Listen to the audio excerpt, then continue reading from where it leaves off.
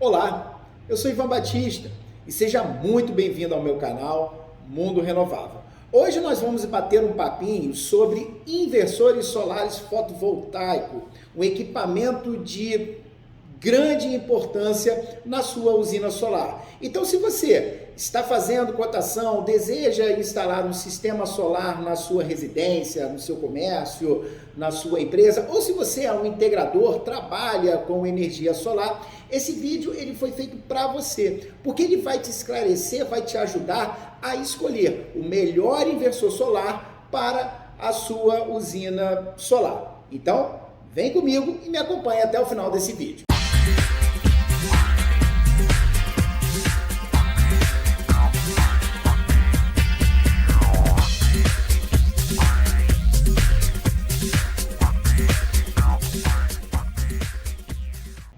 Quando você define um projeto de energia solar, existem dois equipamentos, dos quais eu falo muito, que você deve prestar bastante atenção quais os equipamentos que estão sendo utilizados, a nível de marca, a nível de técnico, confiabilidade, performance, eficiência. Esses dois equipamentos são os módulos solares e o inversor solar.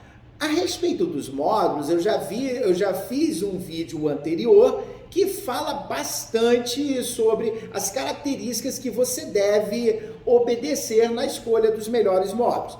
Neste vídeo de hoje, nós iremos falar sobre os inversores solares.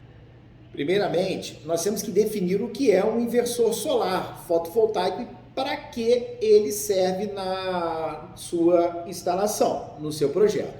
O inversor solar fotovoltaico, ele é um equipamento que ele tem como aplicação principalmente transformar a corrente contínua que vem dos módulos em corrente alternada.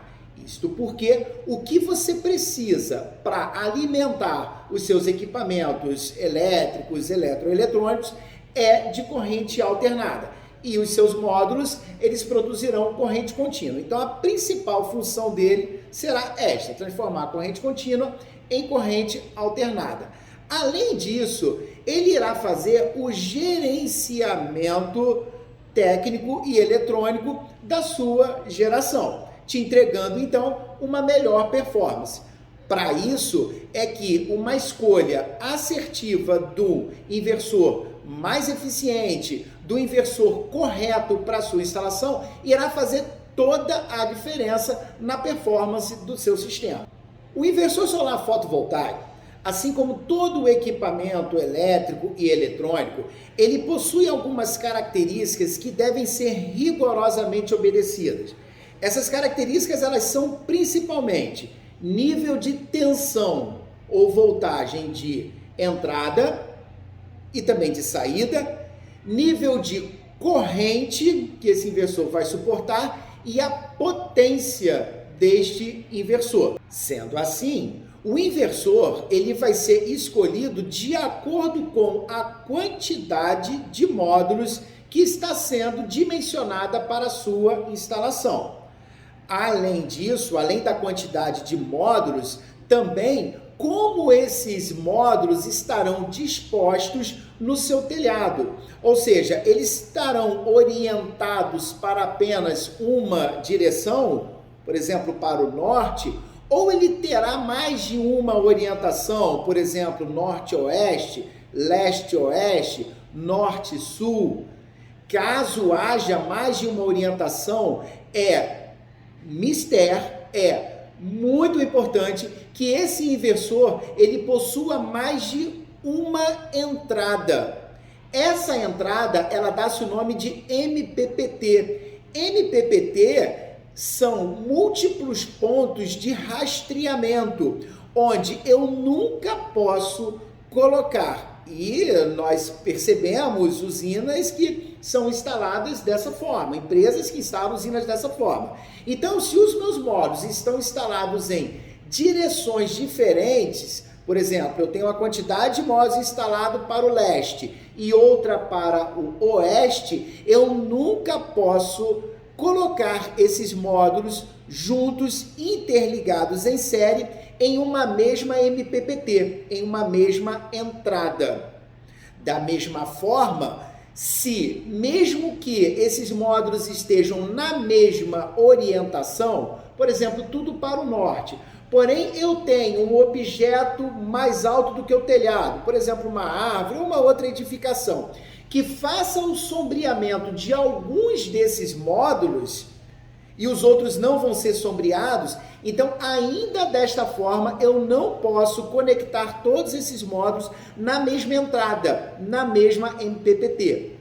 Caso isso aconteça, eu terei um problema chamado mismatch nesses módulos, que é um problema de diferenciação de energia em cada módulo. Com isso, o meu inversor, ele vai gerar energia, ele vai juntar tudo somente naqueles módulos que estão em piores situações. Isso vai fazer com que a performance total da minha usina, ela caia, ela diminua, ela reduza.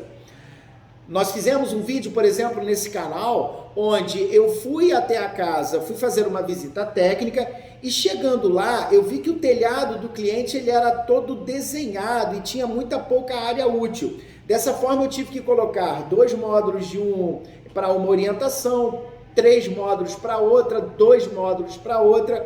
Então, eu descartei com ele a possibilidade de ele usar um inversor. Porque, mesmo que eu utilizasse um inversor com 3 entradas, 3 MPPT, primeiro iria subir muito o valor desse projeto dele e 2 módulos apenas não seriam necessários para atingir o valor mínimo de tensão para cada MPPT, para cada entrada do inversor. Então, conforme eu falei lá no início, eu tenho que respeitar também a minha tensão mínima, que é o que faz o meu inversor ligar, e a minha tensão máxima. Neste caso, trabalhando apenas com 2 módulos, eu não iria atingir a tensão mínima. Para este cliente, no momento da visita técnica, eu decidi por utilizar microinversores, onde eu usei um microinversor para cada módulo. Chegando depois na casa desse cliente, já com a equipe de instalação, nós presenciamos que do lado, visto que lá era um condomínio, existia uma outra casa e eu comecei a conversar com o proprietário dessa casa e não entrei no assunto se estava certo ou errado, mas eu apenas ouvi dele. E ele me disse que lá foi feito da mesma forma o projeto dele, ou seja, 2 placas numa orientação, 3 em outra, 2 em outra orientação. E ele havia utilizado, a empresa, um inversor apenas. Olha isso, com certeza essa usina está sendo muito prejudicada em função disso. Sendo assim, se eu tenho um telhado onde eu vou ter que distribuir os meus módulos em orientações diferentes e que cada orientação eu tenha um número suficiente de módulo para atingir a tensão mínima que o meu inversor precisa em cada entrada, em cada MPPT, geralmente 6 módulos, 5, 6 módulos, ele já vai atingir a tensão mínima. Então nesse caso eu posso usar um inversor string, um inversor de parede, que é o mais utilizado, com 2 entradas, com 2 MPPT. Caso sejam 2 orientações. Ou, conforme eu falei, caso, mesmo na mesma orientação, se alguns módulos ficarem sombreados, eu ainda assim terei que usar um inversor com 2 entradas, com 2 MPPT. Cada entrada dessa, cada MPPT, que são esses múltiplos pontos de rastreamento, eles terão módulos ligados em série que irão ser conectados nessa entrada. E esse somatório desses módulos em série, a tensão máxima dele tem que estar dentro dos níveis da tensão máxima que esse inversor suporta. Então isso eu devo verificar no datasheet do inversor. O inversor, por exemplo, ele vai ter lá alguns 600 volts máximo, outros 500 volts, outros 400 volts máximo. Se eu usar módulos além dessa tensão que o inversor suporta, ou eu poderei queimar a entrada desse inversor, ou simplesmente ele não vai funcionar. A mesma forma, além da tensão, é o nível de corrente com que cada entrada suporta. Atualmente, como os módulos eles estão subindo de potência, como eles sobem, nós temos aí módulos de 600, 650, 700 watt pico. Esses módulos costumam ter uma corrente muito alta, fazendo com que os inversores mais tradicionalmente utilizados não suportem essa corrente. E isso é uma questão muito séria que deve ser analisada em projeto.